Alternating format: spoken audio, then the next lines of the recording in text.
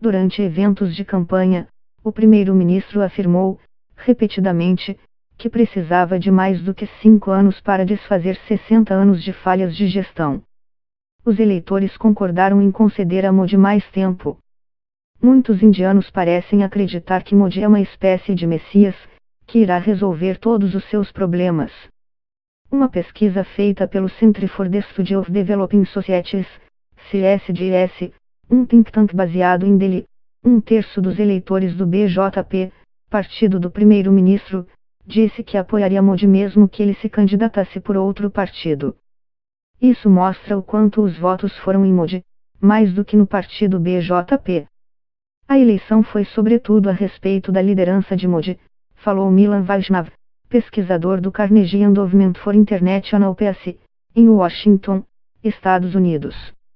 De certa forma, a segunda vitória de Modi lembra a popularidade de Ronald Reagan como presidente americano, na década de 1980, que conseguiu escapar da culpa pelos problemas econômicos do seu país. Reagan foi chamado de grande comunicador e de presidente Teflon, cujos erros jamais grudavam nele. Modi tem uma reputação similar. Muitos dizem que Modi fez com que as eleições indianas se tornassem mais presidenciais. Mas primeiros ministros fortes muitas vezes ofuscaram seus partidos. É o caso de Margaret Thatcher e Tony Blair, no Reino Unido, e Indira Gandhi, na Índia. Não há dúvida de que Modi é o político indiano mais popular desde Indira Gandhi.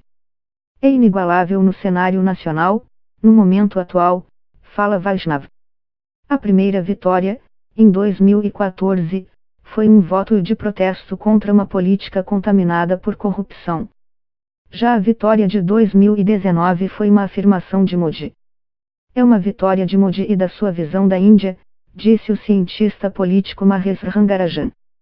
Uma combinação de retórica nacionalista, uma polarização religiosa e uma grande quantidade de programas de bem-estar social ajudaram Modi a conquistar uma segunda vitória. Em uma campanha amarga e divisiva, Modi não poupou esforços para fundir nacionalismo e desenvolvimento. Ele criou dois polos, os nacionalistas, seus apoiadores, contra os antinacionalistas, seus rivais políticos e críticos, o segurança e vigia da nação, o próprio Modi, protegendo o país em terra, ar e espaço, contra os corruptos, uma ironia a respeito do principal partido de oposição. Somado a isso, houve uma promessa de desenvolvimento. Modi defendeu benefícios sociais voltados para os mais pobres como moradia, crédito e preço do gás de cozinha. O premier também explorou temas como segurança nacional e política externa para atrair eleitores, de uma maneira nunca vista em uma eleição geral indiana na história recente. Após um ataque suicida de autoria reivindicada por extremistas baseados no Paquistão que matou mais de 40 paramilitares indianos na região da Caxemira e o ataque de retaliação contra o Paquistão na véspera da eleição, Modi convenceu as massas de que a Índia ficaria mais segura se ele permanecesse no poder. Está tudo bem se não houve muito desenvolvimento, mas Modi está mantendo a nação segura e mantendo a Índia de cabeça erguida, disse um eleitor na cidade de Kolkata. Sob a liderança dele e seu poderoso aliado Amit Shah, o partido BJP se tornou uma máquina forte. A expansão geográfica do BJP é muito significativa, afirma Mahesh Rangarajan. Tradicionalmente, o BJP encontrou seu maior apoio nos populosos estados falantes de Hindi, no norte do país. Das 282 cadeiras obtidas pelo partido em 2014, 193 vieram dessas áreas. As exceções são Gujarat, o estado natal de Modi e um bastião do BJP, e Maharashtra, onde o BJP governou em aliança com um partido local. E, nessas eleições, o BJP que conquistou mais assentos que o Partido Congresso Nacional Indiano emergiu como uma força também em estados não falantes de Hindi, como Orissa e Bengala Ocidental, no leste. A presença modesta do partido no sul da Índia não faz dele uma sigla verdadeiramente pan-indiana, como o Congresso Nacional Indiano. Mas o BJP está se movimentando nessa direção. 20 anos atrás, quando o BJP estava no poder com a tal Bihari Vajpayee, O partido parecia se contentar com a posição de ser o primeiro entre iguais, o maior partido em um grupo de partidos que tentava conduzir um governo estável. Já sob a liderança de Modi, o BJP obteve uma surpreendente maioria no parlamento, se tornando a principal legenda, e não há mais nenhum partido equivalente em tamanho e poder. Modi e Amit Shah adotaram um modo de fazer política agressivo. O partido não é uma máquina sazonal, que se manifesta apenas durante as eleições. Pelo contrário, parece estar em permanente campanha. O cientista político Suhas Paushikar acredita que a Índia pode se tornar um estado dominado por um único partido, assim como ocorreu no passado com o Congresso Nacional Indiano. Seria o segundo sistema de partido dominante, com o BJP na liderança, o principal partido de oposição, o Congresso Nacional Indiano, permanecendo fraco e os demais partidos regionais perdendo terreno. O nacionalismo acentuado de Modi foi um elemento-chave da campanha e parece ter prevalecido sobre problemas econômicos mais urgentes que afetam os eleitores. Alguns analistas acreditam que, sob o comando de Modi, a Índia pode estar avançando mais lentamente para se tornar uma democracia étnica, o que requer a mobilização da maioria para preservar a nação étnica. Isso se pareceria mais com Israel, que o sociólogo Sami Smoura caracterizou como um Estado que se esforça para combinar uma identidade étnica, judaica, e um sistema parlamentar inspirado na Europa Ocidental. Não será fácil, a Índia é próspera em diversidade. O hinduísmo é uma fé diversa. Diferenças sociais e linguísticas mantêm a Índia unida. A democracia é um cimento adicional. A vertente do BJP de nacionalismo exacerbado, combinando hinduísmo e patriotismo, pode não ser atraente para todos os indianos. Não há nenhum outro lugar no mundo onde a diversidade seja tão grande e a tentativa de homogeneizar tão preocupante, avalia Rangarajan. Além disso, o direcionamento da Índia rumo à direita não é exclusivo do país.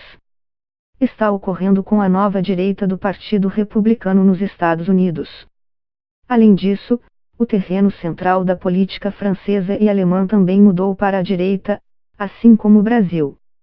A mudança da Índia rumo à direita é claramente parte de uma tendência mais ampla, onde a natureza do nacionalismo está sendo redefinida e a identidade cultural está recebendo uma nova ênfase. Quão válidos são os temores de que a Índia esteja rumando para se tornar um estado totalitário sob o comando de Modi? Ele não é o primeiro líder a ser chamado de fascista e autoritário por seus críticos. Gandhi também foi chamado dessa forma quando suspendeu liberdades civis e impôs estado de emergência em meados dos anos 1970. Acabou derrotada nas eleições seguintes. Um relatório de 2017 feito pelo CSDS mostrou que o apoio à democracia na Índia havia caído de 70% para 63%, entre 2005 e 2017. Outro relatório, do Pew Research Center, revelou que 55% dos entrevistados apoiavam um sistema de governo no qual um líder forte pudesse tomar decisões sem interferência do parlamento ou das cortes judiciais. Mas o anseio por um homem forte também não é exclusivo da Índia. Tome em consideração o presidente russo, Vladimir Putin, o presidente turco, Recep Tayyip Erdogan, o húngaro Viktor Orbán, o brasileiro Jair Bolsonaro e Rodrigo Duterte nas Filipinas. O Congresso Nacional Indiano sofreu duas grandes derrotas sucessivas, mas ainda se deve se manter como o segundo maior partido nacional, ainda que muito atrás do BJP, e embora esteja enfrentando uma grande crise, a redução do seu espaço geográfico.